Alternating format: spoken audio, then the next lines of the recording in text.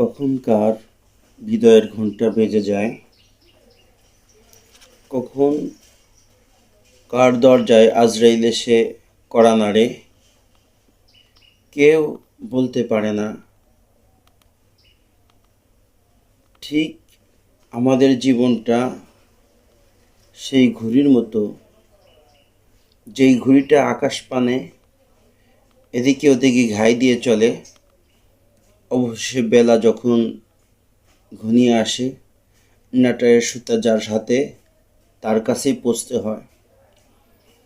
আমরা যে যাই করি না কেন, যখন আমাদের হায়াত শেষ হয়ে যাবে, নাটের সুতা তথা আমার আপনার যেই জানের মালিক আল্লাহ তাআলা, তার কাছেই ফিরে যেতে হবে।